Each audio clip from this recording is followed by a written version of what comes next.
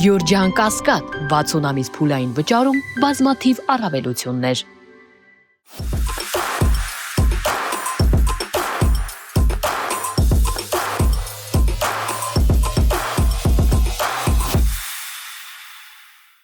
Բարի երեկո, Մեդիա Հաբի եթերում Մետանոյան է եւ այսօր տաղավարում սիրով հրավիրել եմ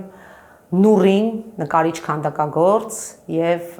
մոտ 1.5 տարի առաջ Նուրի հետ առիթ ունեցա հանդիպելու իմ այս տաղավարում եւ այսօր երկրորդ անգամ կրկին հանդիպել ենք, ուրախ եմ ձեզ տեսնելու համար։ Ես էլ եմ ուրախ։ Ինչպե՞ս եք։ Լավ, դուք ինչպե՞ս եք։ Այս իրականության մեջ դժվար է գնահատական տալ մեր ինքնազգացողության, մեր հոգեվիճակի, մեր էմոցիաների եւ նաեւ տեսնում եմ, հետեւում եմ ձեր ակտիվությանը, զգում եմ, որ դուք էլ շատ այսպես ծանր գնահատականներով եք ապրում այս իրողությունների մեջ եւ այսօրվա մեր զրույցի թեման՝ ի տարբերություն նախորդ հաղորդման, բոլորովին այլ է դարձել։ Ամեն օր թեմաներ են ավելանում, մեր իրականության մեջ։ Այսօր մենք կխոսենք եւ հիմնականում այդ ուղղությամբ էլ ուզում եմ տանել զրույցը, այն հարձակումը, որը տեղի ունենում, ես հենց հստակ էլ կասեմ, մեր ինքնության դեմ։ Ինքնության, ասել է թե մեր հայ առաքելական եկեղեցու դեմ, ոչնչացվում են մեր սրբությունները, ոչնչացվում է մեր ողջ պատմությունը միտումնավոր կերպով, ընդհուպ միջև հասել են Մեսրոպ Մաշտոցին, ընդհուպ միջև վերլուծում են, թե Տրթատ թագավորը այդ ժամանակ ինչ հրովարտակա ունեցել, ամեն մեկը ինչ ուզում խոսում անոր։ Ինչպես եք տեսնում այս իրավիճակի ելքը, ինչ իրավիճակում ենք առհասարակս ձեզ։ Տեսեք, ընդհանրապես պետքա մեկին գումարած մեկ անել։ Ընդհանրապես տրամաբանել է պետք այս պարագայում, հիմա բոլոր ունեցած մեր այս իրադարձությունները, երբ որ գումարում ես իրար, ստանում ես այն ինչ որ ստանում ես, հիմա կփորձեմ բացահայտել դա։ Նայեք, ես հիմա ժողովրդական լեզվով ասեմ, որ հասկացվի։ Մենք բարձ պիտի խոսենք, որ մեր ժողովուրդը չասեմ Օվերտոնի պատոհան, չասեմ բարդ բաներ չասեմ, ասեմ, որ տեսեք ինչ ցրցամներ է դրվում, հա, օրինակ ասում է, որ Տրթատը մի օր զարթնեց ու որոշեց քրիստոնեություն ընդունի պետականորեն։ Դա ինչի մասին է խոսում։ Դա խոսում է նրա մասին, որ մի օր էլ ինքը կարա զարթնի ու որոշի ինչ անի։ Չէ՞։ Նայեք, սա պատվեր է կոնկրետ կատարվում, եւս հերթական պատվերն է, որ կրոնափոխ արվի այս երկիրը։ Կրոնափոխ արվի, առհասարակ քրիստոնեությունից դուրս բերվի այս երկիրը, քանի որ քրիստոնյա երկիրը տվյալ տարածաշրջանում, եթե պիտի այս ծրագրով վերջնականում պետականությունից զրկվի, ապա ինքը պետք չի որ քրիստոնյա լինի։ Տեսեք ինքը ինչ ասում։ Ինքն ասում է, որ սա բարենորոգման աշխատանք է, մեր եկեղեցին Սուրբ Սրբոցը հայ առաքելական եկեղեցին եւ մենք ընդհանրապես փորձում ենք այնտեղ գտնվող ամենայն հայոց կաթողիկոսին, անգամ ամենայն հայոց կաթողիկոս չեն էլ ասում, գիտեք իր աշխարհական անունով են իրեն դիմում անընդհատ, ասում են ինքը պիտի ուղակի գնա, որտեղ ինքը լավ մարդ չի, իրան դուր չի գալիս այդ մարդը, հասկանում եք, բայց ասում են իրենց ամբողջ թիմով, որ սա բացարձակ կրոնի, քրիստոնեության դա քննարկման առարկա չի։ Այդ մարդը թող գնա, ամեն ինչ կկարգավորվի։ Իսկ չեն քննարկում են սրբազաններին, որոնք իրանց կողքն են կանգնած այլևս հետաքրքիր չեն սրբազանների անցյալը, այլևս հետաքրքիր չեն սրբազանների խնդիրները, մեղքերը, այլևս հետաքրքիր չի, քանի որ իրանց կողքն են։ Չէ, սրբազանների հարցերը իրենք շատ արագ լուծելու են։ Հա, միանշանակ։ Ու շատ արագ։ Այլևս լավն են իրանք, այլևս լավն են, հետեւաբար ապաշխարել են իրանց, ոչ թե Աստծո։ Իրանք են Աստված, ինքը իրան Աստծո տեղ ա դրել, եկել են ապաշխարել են, վերջ, արդեն լավն են, վերջ։ Ներում են ստացել։ Չէ, ինքը լավ գիտի իրենք ովքեր են, եւ իրենց խնդիրը շատ արագ լուծելու է, ինքը ամենավատ ձևերով գիտի։ Հասկանալի է, բայց այսօրվա դրությամբ ի՞նչ է տեղի ունենում։ Այսօրվա դրությամբ տեղի է ունենում, որ այդ սրբազանները այլևս լավն են։ Հետեւաբար ստեղ ասել, որ մաքրազարդել եկեղեցին եւ այլն, դրա մասին չի խոսքը, սա ուղղակի քաղաքական դիրքորոշման մասին է խոսքը։ Եթե դու դիրքորոշումդ փոխես, ապա կապաշխարես։ Ապա մաքուր ես այդ անցյալ չունես կամ եսիմինչ չունես, չէ՞։ Երբ որ երկրի ղեկավարի բերանով երկրի ղեկավարի դիրքից ասվում է ինչ որ մեղադրանք, այդ մեղադրանքը ապացույց է ուզում։ Այդ մեղադրանքը ապացույց պետք է ունենա։ Միանգամից պետք է դուրս գա ապացույցով հանդերձ, ոչ թե ուղղակի ասեկոսեների մակարդակի։ Սա շատ ցածր, շատ վատ իրականությունն է, որ սենց կարելի է ասեկոսեներ անի երկրի ղեկավարը։ Նոր, բայց ինքը ունի այդ իրավունքը, թե իրավական, թե Ինքը բարոյական։ ոչ իրավական, ոչ բարոյական իրավունք չունի դիտարկել, թե տվյալ քահանան ինչ անցյալ է ունեցել իր անձնական կյանքում։ Ինքը ով է, իրանից ինչ է ներկայացնում։ Դա ոչ պետական հարց է, ոչ այդ դեպքում թող բոլոր աղանդների կամ այլ կրոնների, որոնք գործում են Հայաստանում, բոլորին դիտարկի այդ նույն չափանիշներով։ Այդ դեպքում թող բոլորին քննարկի այդ նույն չափանիշներով։ Ինչի կոնկրետ առաքելական եկեղեցու վրա է խնդիրը դրված։ Հետևաբար ստեղ ասել, որ կոնկրետ անձի վրա է դրված, դա անհետեթություն ու հիմարություն է առնվազն։ Սա կոնկրետ առաքելական եկեղեցու վրա դուրս եկած, հա, ինչ որ գրոհում է եւ նայեք, ստեղ շատ պարզ է, մեկին գումարած մեկ է, ուղղակի շատ պարզ է մոդելը։ Տեսեք, ասում էին, որ Արցախը Հայաստանն է եւ վերջ գնում էին Արցախ, ինչ որ չէ, տարբեր ալեններ, շմալենները, բաներ էին, ինչ որ նուր էին ուտում, դամը մեր հայրենիքն է, այս ամեն ինչը ասելով իրանք հանձնեցին Արցախը, չէ։ Հետո էլ ասցին, դե հիմա արդեն սենց ճիշտ է։ Այն ժամանակը նենց էր ճիշտ։ Այո, իսկ հիմա ինչ են անում։ Հիմա ասում են մենք քրիստոնյա ենք, մենք մաքրազարդում ենք մեր եկեղեցին, առաքելական եկեղեցին, չէ, սենց բաներ են ասում։ Այդ նույն ծրագրով իրանք վերացնելու են հայ առաքելական եկեղեցին, իրանք վերացնելու են քրիստոնեությունը առհասարակ։ Եվ ինքը այսօր արդեն այդ ցրցամը գցում է, որ Տրթատը պետականորեն է ընդունել, պետությունն է ընդունել քրիստոնեությունը։ Դա նշանակում է, որ այսօր պետությունը կարա մահմեդականություն ընդունի։ Եվ դրան է տարվում։ Միանշանակ դրան է տարվում, հասկանում եք։ Տեսեք, չեն հասկանում այս մարդիկ շատ պարզ բաներ, որոնք որ ուղղակի սենց երեսին դրված է, ուղղակի պետք է նայես մի հատ այդ պարզ բաներին։ Հրաժարվելով օրինակ Ռուսաստանից, Ռուսաստանի ճանապարհից եւ Ռուսաստանից եկող մեր 90%-ը, հա, ամեն ինչի, բոլոր մեր տնտեսությունը հրաժարվելով դրանից, առհասարակ հրաժարվելով Ռուսաստանից եւ փակելով Մեղրի ճանապարհով մեր շփումը Իրանի հետ, մենք դառնում ենք պետություն, որը միակ կախումը որ ունի, դա Թուրքիան է եւ Ադրբեջանն է։ Վերջ։ Մենք այլևս շրջափակման մեջ ենք, մեր միակ կախումը Թուրքիան եւ Ադրբեջանն է։ Այդ հետ մենք միայն Թուրքիայից ու Ադրբեջանից սպասելիք ունենք։ Իսկ ինչ սպասելիք կարող ենք ունենալ Թուրքիայից։ Ինչ ձևի սպասելիք, այսինքն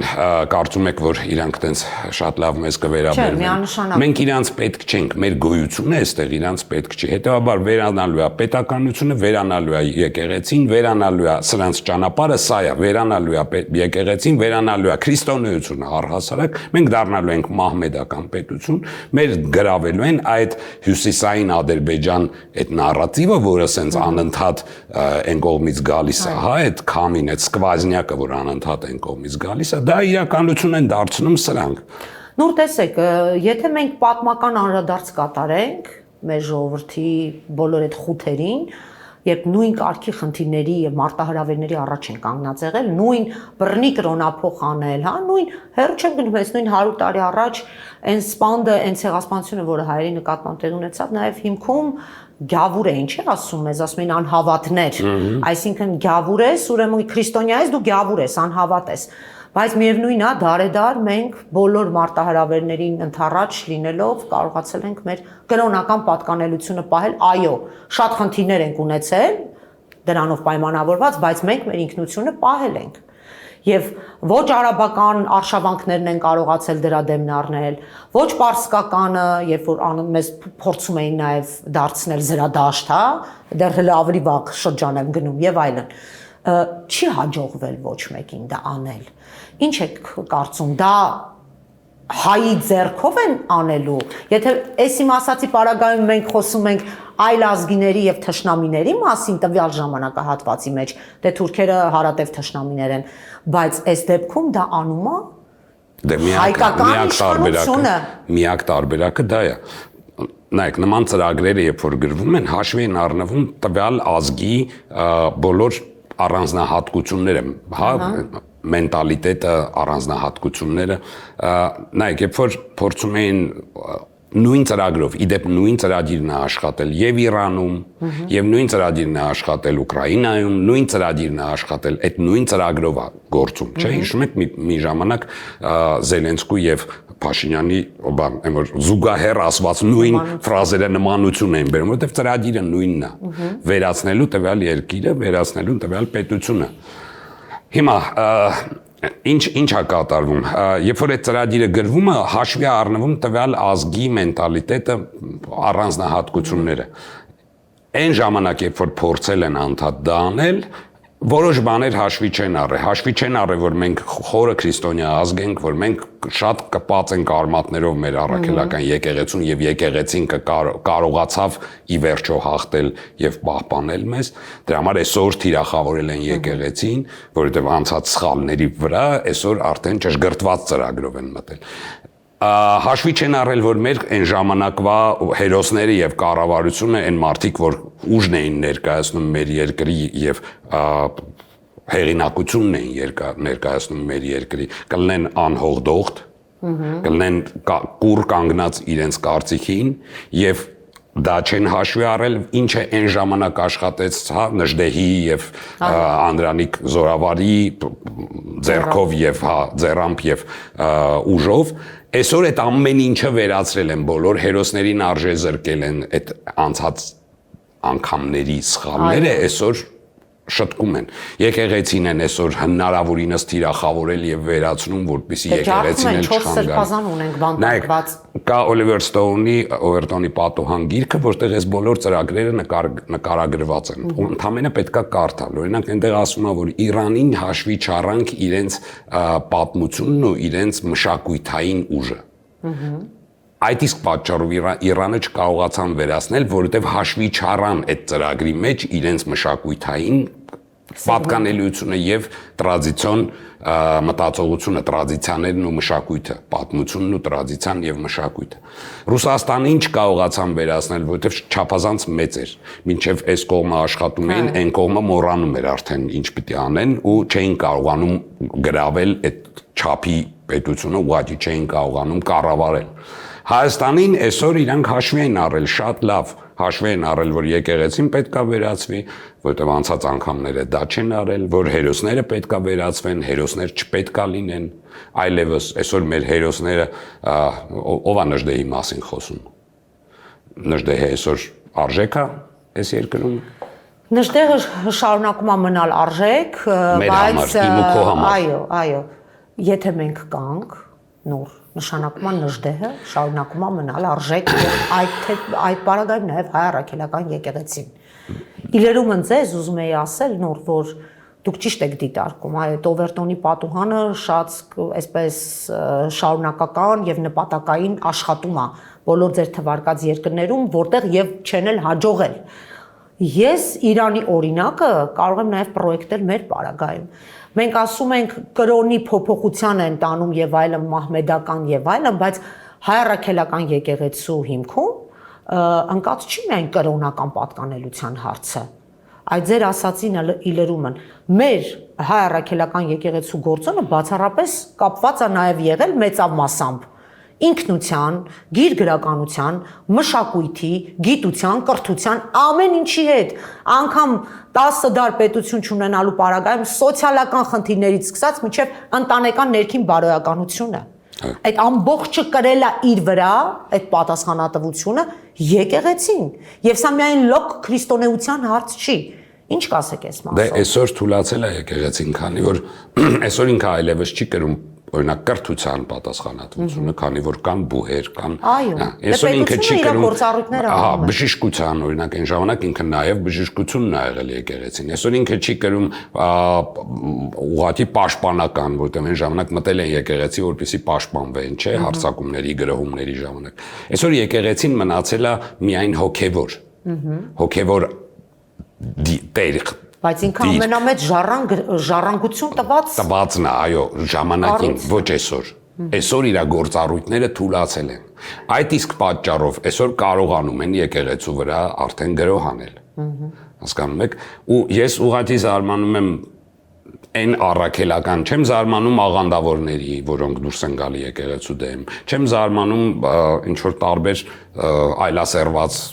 պեսակների, որոնք դուրս են գալի, դրանց վրա չեմ զարմանում, դա նորմալ է, որ պիտի դուրս գային եկեղեցու, դրանք պիտի դուրս գային, դրանք նորմալ է, ավել բան չէինք էլ կարող սպասել, բայց ես զարմանում եմ այն առաքելական եկեղեցու իրոք հավատավորների վրա, որոնք որ հավատում են, որ սա եկեղեցու գրող չի, սա կոնկրետ անձի գրող է։ Ես էլի եմ կրկնում, եթե կոնկրետ անձի գրող է, այդ դեպքում թող բերեն ապացույցներ նախ մեղադրականը ներկայացնելուց ապացույցներով ներկայացնեն։ Եվ երկրորդը, այդ դեպքում ո՞նց է ստացվում, որ այն սրբազանները, ընդ որում ամենաթիրախավորված, ամենախնդրահարույց սրբազանները հայտնվելով իր կողքը համաներում են ստանում, այլևս չի խոսացվում։ Դա չի նշանակում, որ սա քաղաքական հարց է եւ ոչ թե անձի հարց է։ Սա չի նշանակում, որ սա եկեղեցու հարցն է, ոչ թե անձերի հարցն։ Դե տեսեք, Նիկոլն ասում է, այս մարդիկ էլ գիտենք ով են, օրինակ Կճոյանը, որ քրեական օրենսգրքի բոլոր օրենքները կարելի է պրոյեկտել իր վրա, օրինակ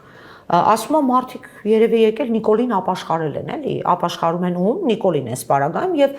ձեր ասացին նման ամնիստիա են ստացել, էլի, համաներում են ստացել եւ նորմալ է, խնդիր չկա, իրենց պարագայում ամեն ինչ ընկալելի ընդունելի է։ Դե դա պարզ հասկանալի է, որ այստեղ հարցը քաղաքական է եւ ոչ թե եկեղեցու մաքրելու։ Սա հարցը եկեղեցու վրա, եկեղեցուն թիրախավորելն է, ոչ թե անձերին։ Հիմա տեսեք, ասում են, որ բոլոր պարագաներում մեր եկեղեցու կանոնակարգին համապատասխանել կաթողիկոսը հրաժարական չի տալիս։ Չի կարող կաթողիկոսը հրաժարական տալ, քանի որ եկեղեցու կանոնակարգով կաթողիկոսը հրաժարական չի կարող տալ։ Եվ ոչ մի եկեղեցական խորհուրդ, տիեզերական խորհուրդ չի կարող պաշտոնազուրկ անել կաթողիկոսին, ոչ թե ստիպել, այլ պաշտոնազուրկ չի կարող անել։ Այդ դրույթը եկեղեցական օրենքում չկա, գոյություն չունի։ Վեհափառը ընտրվում է ցմահ եւ վերջ։ Հիմա երեք այս մարդը, որ զբաղեցնում է մեր երկրի վարչապետի աթոռը,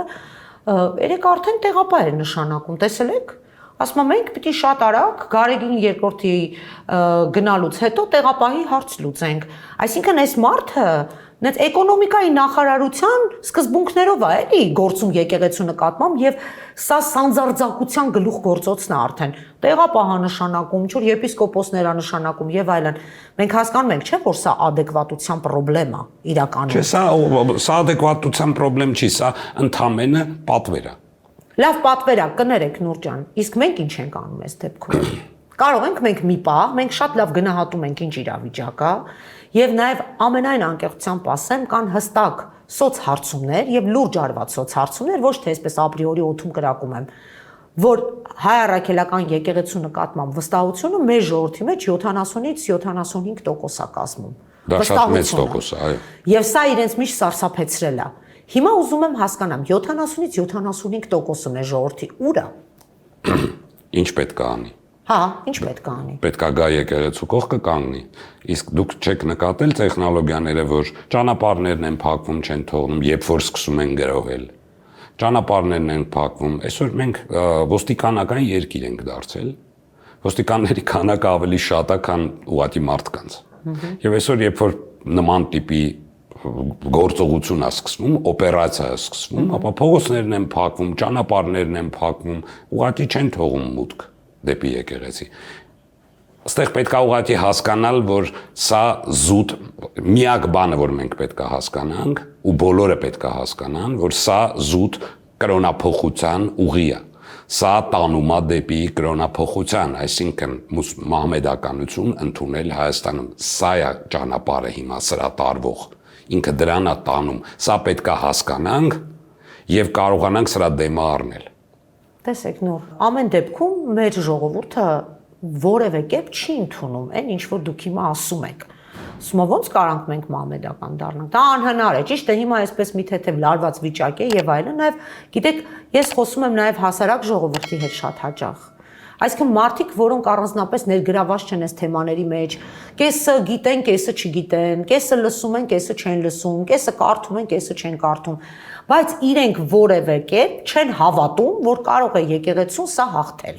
Դա հստակ կա, գիտեք, եւ դա նաեւ մարդկանց մոտ բերում է որոշակի հանգստության, որ այ մարդը հիմա ինչ ուզում է անի, միևնույն է, եկեղեցին անհաղթելի է, անպարտելի է եւ Իսկ հավատումներ է ժողովուրդը, որ Արցախը պետք է հանձնեն։ Հավատում էր այն ժամանակ, մտածում էր, որ կարող է Արցախը հանձնեն։ Չէ, գնում էին, ասում էին Արցախը մերն է, մենք ենք, Արցախը Հայաստանն է եւ վերջ, չէ, սենց փափուկ բարձեր դնելով։ Ոչ մեկ չէր հավատում, որ մի օր Ոչ մեկ չէր հավատում դրան։ Ոչ մեկ չէր հավատում դրան։ Ոչ մեկ հիմա չի հավատում, որ Սյունիքը կարող է հանձնեն, չէ, ոչ մեկ դրան չի հավատում։ Ոչ մեկ չի հավատում նրան, որ կարող է եկեղեցին այլևս գոյություն չունենա եւ այլևս մենք քրիստոնյա չլինենք։ Տեսեք, ամեն ինչ արվում է շատ տեխնիկապես մշակված եւ այդ մշակումները այս կառավարության խելքով իհարկե չի արվում, որովհետեւ այդ խելքը չկա։ Սա պատվեր է, որը գրվում է, ծրագիրը գրվում է, ամեն օրյա ռեժիմում ստացվում է օրվա անելիքները եւ սա տարվում է։ Մենք ուղղակի պետքա զգոն լինենք եւ հասկանանք, որ մեր գլխին սարքում են վատ բառ։ Հիմա ես ժողովրդական բառ, մեր գլխին սարքում են հերթական մեծ արհավիրքը։ Սա պետքա ես հատուկ եմ խոսում այն լեզվով, որպեսզի հնարավորինս հասկանալի լինի մարդկանց։ Սա այն ցրցամներն են, տեսեք, ել եմ հատուկ օգտագործում բառեր, որոնք հնարավորինս հասկանալի լինեն այս ազգին։ Որպեսզի հետո դա հնարավոր դարձվի, սա այն պուճուրիկ պատոհանիկներն են, որոնք բացվում են, հետո կամաց տեղավորվում են արանքում։ Եվ դու չես էլ հասկանում ոնց ստացվեց, որ տեղավորվեցին։ Այսինքն մի օր տեսնում ես, որ մի օր տեսնում ես, որ ամեն ինչ խլել են եւ այլևս դու չկաս։ Այլևս դու գոյություն չունես, այլևս այս քո պետությունը գոյություն չունի, քո երկիրը գոյություն չունի, ոչինչ գոյություն չունի։ Դու դա հասկանում ես արդեն, երբ որ դա տեղի է ունեցել։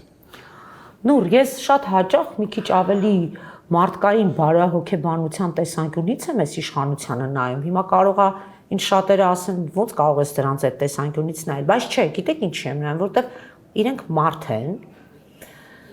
ծնվել մեծացել են այս երկրում, որոշակի ինչ որ արժեքների համակարգերի մեջ են եղել, կարող է այդ արժեքներին ուրացել են, դա բարձ երևում է, բայց ինչ որ միջավայրների մեջ են, չէ՞ եղել այս մարդիկ, ստեղ են ապրել եւ այլն, նույն այդ եկեղեցին գնացել են հաճախ շատերը։ Ինչ որ զգալի մասը մկրտված է, այդ էլ եմ ուսումնասիրել, մեծ մասը մկրտված է իրանց մեջ։ Ինչն է ստիպում իրենց լինել այս ձևի ապերախտ սեփական ժողովրդի նկատմամբ, անշնորհակալ եւ այս աստիճանի սրիկա։ Վերջի վերջո չեմ կարծում էլի, հայկական գենետիկա ունեն էլի մեծ մասը։ Մի քիչ որ խորը ուսումնասիրես ոչ թե իրենց այն երևացող, հա, հատվածները իրենց կյանքի, որ հա քրիստոնյա են եւ այլն, հա մկրտված են, հա ապրել են։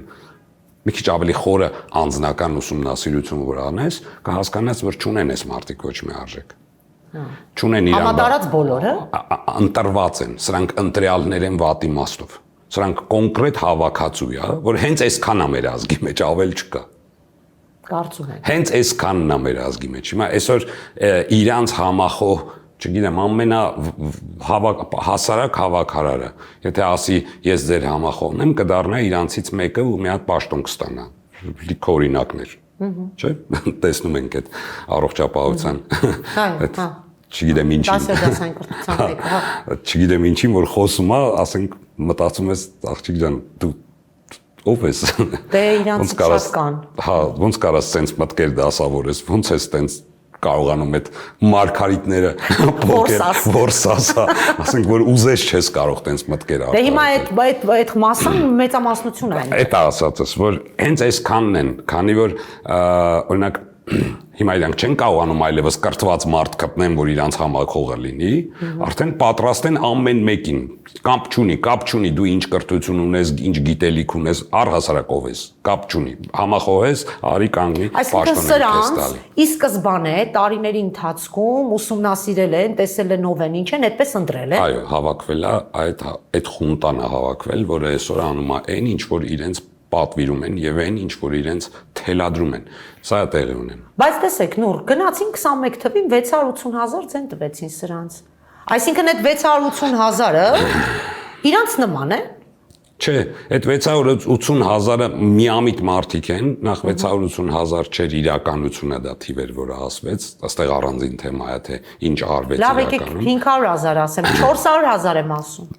Այդ են մարդիկ են, միամիտ մարդիկ են, որոնք մոլորության մեջ են ընկնում։ Շատ հեշտ են մոլորվում։ Այդ են մարդիկ են, որոնց այնքան հեշտ է այս տեխնոլոգիաներով մոլորել։ Խափել, չէ՞ որ 18 թվականին ինչ հոց բազմություն էր, ինչ քանակություն էր, չէ՞։ Հետո բոլորը հասկացան, որ խափնվել են։ Ես 21 թվականին մի հատ հրապարակում արեցի, անընդհատ հիշում եմ այս հրապարակումը եւ անընդհատ հիշատակում եմ տարբեր ինտերվյուներում։ Ես Facebook-ում մի հրապարակում արեցի, եթե ինչ որ մեկը ինձ բերի, ինչ որ մի փաստ, որ ասել է սա ու ճիշտ է վերջում դուրս եկել, ես իմ ամենաթանկ գործը տալիս եմ նվեր։ Ես տենց մի հրապարակում արեցի, ամենա իմ արժեքավոր գործը դնում եմ որպես մրցանակ։ Եթե մեկը բերի այդ օրինակը։ Չեղավ, չէ՞ տենց մարդ։ Մոտավորապես 12,000 կոմենտ եղավ։ Ոչ մեկ ոչ մի բան չկարողացավ բերել։ Ոչ մի փաստ չկարողացավ բերել։ Ոնց կարելի է, որ մեկը քեզ 7 տարի խափի ու դու շարունակես հավատալ մեկը մյուս խափեությանը։ Ոնց կարող է, այդ ասենք որտեղ եք դուք, ինչ եք ուտում, որտեղ։ Տեսեք, այսօրվա դրությամբ, տեսեք, ես ցավով պետք է ասեմ, բայց տեսեք, այսօր մեր միջին վիճակագրական քաղաքացին բոլորովին այլ չափանիշներով է ապրում։ Ինքը հոգնել է լարվածությունից։ Չգիտակցում էլի, որ անվտանգային լրջագույն խնդիրների առաջ է։ Մարդիկ հոգնում են։ Սովորաբար հետպատերազմյան հասարակությունները միշտ ունենում են այսպիսի իրավիճակ։ Այսինքն սա ոչ թե հատուկ ուղղակի այս մարդկանց քարոզչությամբ դարձրեցին, այո, ես չեմ հերքում, դա շատ կարևոր գործոն է, վատ իմաստով, քարոզչությունը։ Սա քարոզչություն չի, սա ահաբեկչություն է, քարոզչություն չի։ Քարոզչության մեջ է կարող ես դու շատ դրական եւ լավ էլեմենտներ, վերջ-վերջո լրատվամիջոցները իրենք արդեն քարոզչության միջոց են, նաեւ կարող են քարոզչություն անել,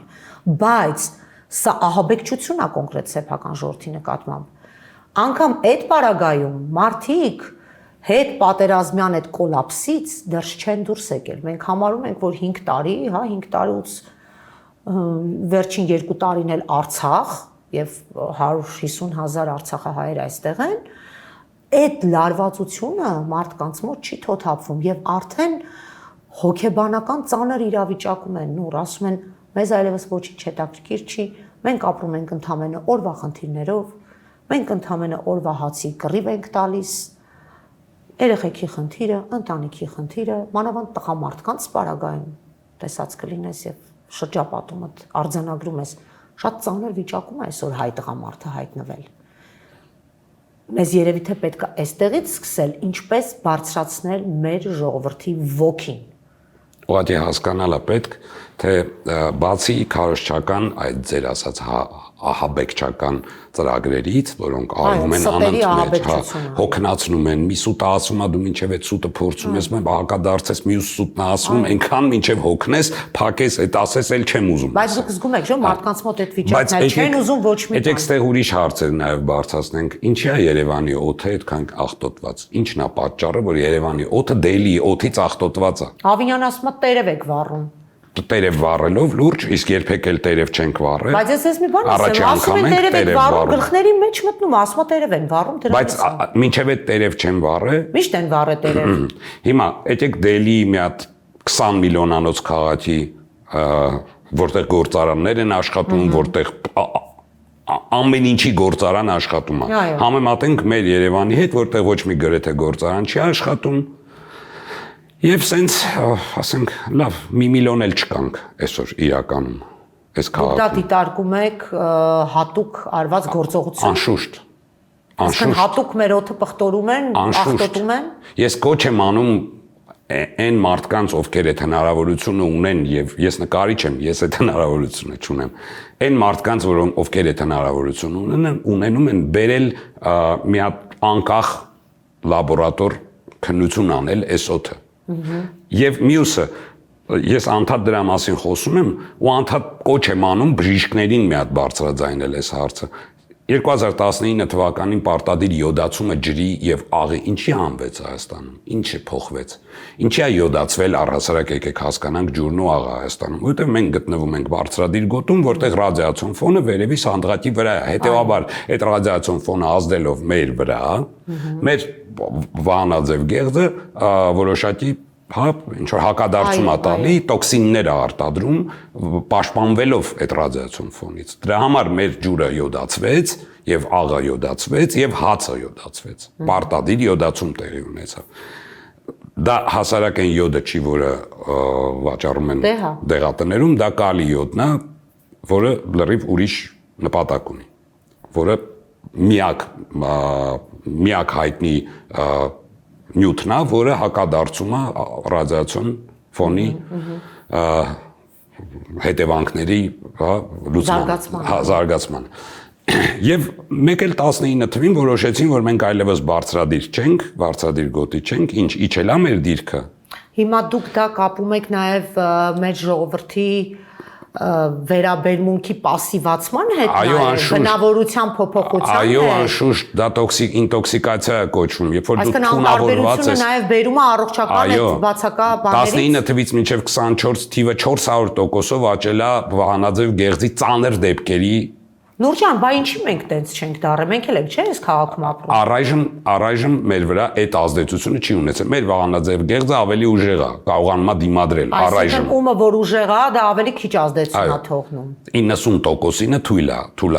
10%-ը դեռ ուժեղ է, առողջ է վահանաձև գեղձը, կարողանում է։ Իսկ դա փորձագիտական բան ունեցել է ձեր ասած։ Ես անդադ կոչ եմ անում, որ այդ փորձագիտությունը անել։ Սա փաստերը կան, որ յոդացումը հանվել է, 400%-ով ավելացել է հիվանդների, ծանր հիվանդների դեպքերը, հիվանդությունների դեպքերը։ Իսկ դա քաղցկեղին չի նպաստում։ Այո, քաղցկեղ, թունավոր զոպ, այդ ծանր դեպքերը 400% ծանր դեպքերը, հենց դրա մասին է քաղցկեղ, թունավոր զոպ եւ այլն։ Իսկ մնացածի մոտ ուղղակի վահանաձև գեղձը արտադրում է տոքսիններ, որոնք բերում են նրան, որ մարդը ընկնում է ապաթիայի մեջ, թունավորված վիճակում։ Դուք ո՞նց եք ձեզ զգում։ Չէ, հավես չունեք, ոչ մի բան այլևս տենց չի հետաքրքրում, ուզում ես դու քեզնով փակվես, այն որ մնաս։ Ապաթիա եւ նաեւ մարդը հետագայում ունենում է բժշկական առողջապահական խնդիր, արդեն զբաղվում է ինքն իրենով, որ կարողանա ոտքի վրա մնալ։ Այո։ Էլուր մնաց եկեղեցու պայքարին մասնակցի, էլուր մնաց այդ սրիկաներին հեռացնել պայքարին։ Այո, չլինելով համաձայն սրանց հետ, հավես չի անում դուրս գա։ Այո, այո։ Հիմա նայեք, երբ որ ես շատ տրամաբանական բան եք ասում, նո։ Նայեք, ես էլի եմ ասել տարբեր եթերներից, ու ես կոչ եմ անում բժիշկներին մի հատ փորձաքննություն անել այս թեմայով, մի հատ լուրջ ինչ որ մի հետազոտություն անել այս թեմայով։ Ես կոչ եմ անում անընդմեջ, որ բժիշկները հիմա պետք է այդ ապաթիայից դուրս գան ու մի հատ գործողություն անեն։ Եվ տեսեք, երբ որ ես երկրից դուրս եմ գալիս, այս նկատել եմ իմ անձնական վրա։ Երբ որ ես երկրից դուրս եմ գալի, մոտ մի շաբաթ հետո դառնում եմ energizer։ Այն որ աշխատունակությունս հասնում է 100%-ի։ Ինձ մոտ գիտեք ինչ տպավորություն է, միշտ հենց երկրից դուրս եմ գալիս, այդ նույնը ինձ մոտ է լինում, ես մտածում եմ ուղղակի, որ մեր երկրում հաճախ ենք չի ասում, որ բանա, մթնոլորտը շատ վատն է, չարացածը, էսա, այնա ու դրանից որ փոխվում ենք, ոնց որ էներգիաներս փոխվում է։ Չէ, սա ֆիզիկապես ուղղակի բացատրել է։ Սա բացատրել է յոդի պակասություն, օդի աղտոտվածություն, հատուկ աղտոտվածություն, պետք է մի հատ հետազոտել ինչով է աղտոտված այս օդը։ Ինչով կոնկրետ, ինչա պարունակվում այս օդում։ Քանի որ տերև վառել են, միշտ տերև վառել են։ Ներողություն, ես աշտարակում ամառանոց ունեմ եւ այնտեղ այդ տերևները մարդիկ մաքրում են, հետո վառում են եւ այլն իրենց տնամերձ հողամասերում կներեք, բայց օդը չի աղտոտվում։ Ամենայն դեպս այսօր քաղաքից դուրս ապրելը երևի ամենա ցանկալի բանն է։ Այո, փրկությունն է։ Որտեվ քիչ թե շատ այդ երբ որ ես աշտարակի տնիցս գալիս եմ քաղաք, իդեպ հիմա այս օդի հետ պայմանավորված ես այլևս այստեղ չեմ մնում, ասեմ մանակ։ Երբ որ աշտարակի ճանապարհով գալիս եք, նոր կապ չունի աշտարակի Երևան մտնող յուրաքանչյուր մայրուղուց։ Տեսնում եք քաղաքը ինչ փոշու, կեղտի մեջ է։ Մտնում ենք ներս եւ այդ ամեն ինչը մեր վրա է։ Ասում են շինարարություն, Ինչի ուրիշ երկրներում շինարարություն չեն անում։ Կամ մեքենաներն են շատացել, ինչի ուրիշ երկրներում Ներողություն, ավելի քիչ են Դուբայում մեքենաները։ շինարարությունը զուգահեռաբար բոլոր ուղղություններով ամենուր այդ քաղաքը, չգիտեմ, էլի մի 10 տարում են կառուցել այդ էմիրությունը։ Ոնց է եղել, բա որ տենցա փոշի չկա գետնին։ Կամ մեքենաների քանակությունը Դուբայում ավելի քիչ է, քան մեր մոտ, Քան Լոս Անջելեսում։ քան Հնդկաստանում, Դելիում։ Իհարկե ոչ։ Հասկանում եք, սա պարզ տրամաբանական հարցեր են, որը ուղղակի տրամաբանելով կարելի է գալ սրան, բայց ստեղ պետքա փորձաքննություն։ Դե փաստական տվյալներ են պետք, նուր։ Փաստական տվյալներ ես յոդացման կապակցությամբ ասում եմ 2019 թվականից մինչև 2024 թվականի ընկած ժամանակահատվածում 400%-ով ավելացել է վահանաձև գեղձի ծանր դեպքերի մասին է 400%։ Սա շատ մեծ թիվ է։ Սարսափելի բաներ եք ասում։ Նոր մի պահ անդրադառնանք նորից այն թեմային, որից որ բխում տվեցինք նաև այս շարունակությանը։ Հիմա ձեզ սրանք մտել են արդեն վճռական, այսպես ասած, վճռական, հա, ընթացքի մեջ եւ արդեն տեղապահ անշանակում եկեղեցում կաթողիկոսին արդեն ասում դե լավ իրան հաշված ժամեր է մնացել են ամբողջ են իր քարոզչական խոսող բերաններն էլ նույն բանը անընդհատ կրկնում են։ Ինչ անելիք ունենք մենք եւ առհասարակ ինչ է կակնկալում, որ եկեղեցին կանի։ Ինչին սպասենք ըստ ձեր տեսակետից։ Երևի թե եկեղեցին պետքա դիմի միջազգային հանրությանը եւ պետքա դիմի կրոնի ազատության իրավունքներով զբաղվող միջազգային կազմակերպություններին եւ դա պետք է անի շատ բարձրաձայն, հնարավորինս բարձրաձայն։ Դա մեկ եւ երկրորդը երևի թե մենք բոլորս պետքա կանգնած լինենք եկեղեցու կողքը նորից եմ նշում, որովհետեւ թիրախավորված է ոչ թե կոնկրետ անձերը թիրախավորված են, այլ թիրախավորված է եկեղեցին։ Նորից ասողներին, որ ոչ եկեղեցին չի, անձերն են, ես նորից ասում եմ, այն սրբազանները, որոնք այդքան վարկաբեկված էին, այսօր ապաշխարեցին, այլևս խնդիր չունեն, դա չի նշանակում, որ կոնկրետ անձի մասին չի խոսքը, եկեղեցու մասին է խոսքը։ Եվ եթե մենք այսօր չկանգնենք մեր եկեղեցու կողքը, ապա մենք վաղ կդառնանք մահմեդական երկիր։ Ստեղ է տարվում։ Ես նոր անհավանական է թվում, նույնքան անհավանական է թվում, ինչպես 19 թվականին թվում էր Արցախի հանձնելը անհավանական։ Տեսեք, ես շատ ռեալ պատկերացնում եմ, որ այդ ամեն չտանում է այդտեղ, բայց գիտեք, չէ, ես հենց հիմա ձեր դիմաց նստած չեմ ուզում հավատամ դրան։ Դա մարդկային է։ Բայց ընդհանուր ամբողջ այս գործընթացներին փայլուն իմանալով եւ ներսից նաեւ իմանալով հասկանում եմ, որ իրապես գնում ենք դեպի այդտեղ, բայց միշտ մտածում եմ, որ կլինի մի պահ, որ այդ բեկումը տեղի կունենա։ Չի կարող այսպես շարունակվել ուղակի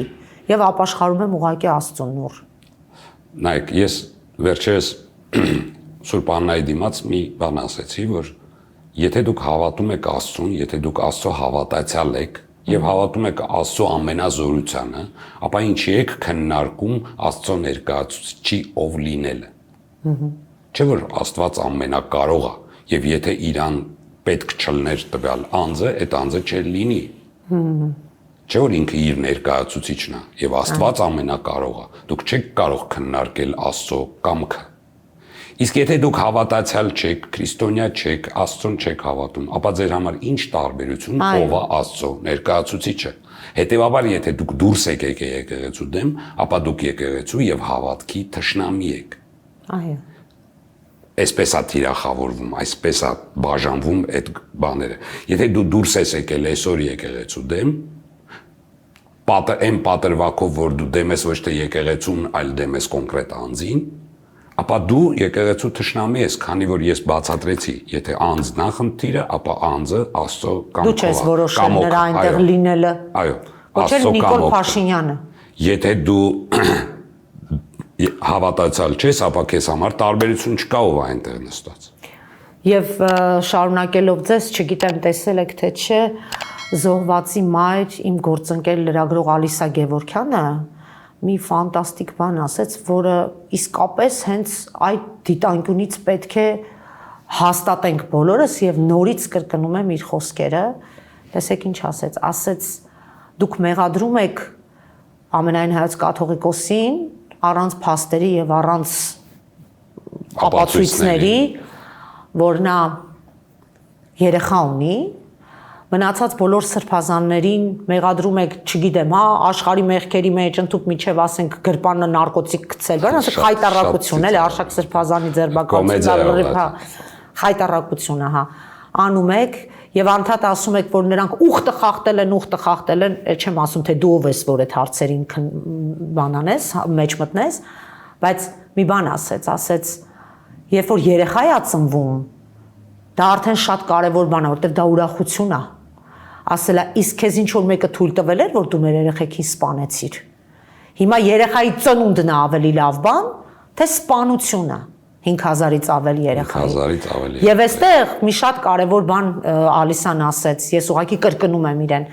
ասեց յուրաքանչյուր հոգևորական ինքը գիտի իր Աստծո հետ իր մեղքերի չափով, իր արածների չափով ինքը ինչպես պետք է ապաշխարի, դա քեզ պետք է չգան ապաշխարեն դրա համար։ Դու չես որոշող ինչ պետք է անեն, բայց այն որ այդ երեխեքին դու ես սպանել, դա փաստ է մեր աչքի առաջ տեղի ունեցած։ Գիտեք, 5000 մարդ սպանողն էլ է իրան Աստծո տեղ դնում, քանի որ իրան թվում է թե ինքը այդքան ուժեղ է։ Բայց սպանել է նշանակում։ Բայց սպանել է նշանակում։ Եվ ինչքան երեխա չի ծնվել, այդ 5000 տղաների, մանավանդ նորակոչիկ, ժամկետային զինծառայող տղաների, որոնք դեռ կյանքեր չէին մտել, եւ այդ տղաների սերունդները չեն շարունակվել, ուղակի չեն շարունակվել եւ ոչ միայն զուտ այդ 5000 տղային ասպանել, այլ նաեւ հավանական իրենց ապագա սերունդներին ասպանել եւ մենք այսօր գտնվում ենք այսպիսի նաեւ ժողովրդագրական ճգնաժամի մեջ։ Այդ թող գնան դրա մասին մտածեն, ոչ թե որոշեն ով ինչ երեխա ունի։ Ով մտածի ինքը ուրախ է դա որ արել է։ Չեք հասկանում որ դա միտումն է որ արվել։ Նուր, բայց Աստված կա, չէ։ Աստված անշուշտ կա։ Այո։ Աստված անշուշտ կա, ինչքան էլ իրանք դրան չհավատան։ Իհարկե։ Մենք բոլորս գիտենք, որ Աստված կա, ես միշտ ասում եմ, ես ոչ թե հավատացյալ եմ, ես ոչ թե հավատում եմ կամ չեմ հավատում, այլ ես վստահ եմ։ Դա ես չեմ քննարկում։ Ես վստահ եմ, որ Աստված կա, քանի որ ունեցել եմ այդ փորձառությունն ու առնչությունը։ Հետևաբար Աստված կա եւ հավատացեք, շատ պատիժը շատ ծանր է լինելու։ Ընդ որում Աստված չի պատժում, Աստված միայն ներում է։ Պատժելու է հենց իրենց համար Աստված կոչվածը Սատանան։ Հա։ Ես շնորհակալ եմ այսօր իմ տաղավարում հյուրընկալվելու համար։ Ես էլ եմ շնորհակալ հրավերի համար։ Փորձեցինք բազմակողմանի այս հարցերին նայել եւ ինչպես նշում եք, որպես վերջաբան Աստված կա եւ Աստված մեծ է։ Ես հավատում եմ, որ բեկում լինելու է։ Շնորհակալություն։ Ինձ մնում է եւս մեկ անգամ հիշեցնել, որ այսօր իմ տաղավարում հյուրընկալվել էր նկարիչ, քանդակագործ Նուրը։ Լավ մնացեք։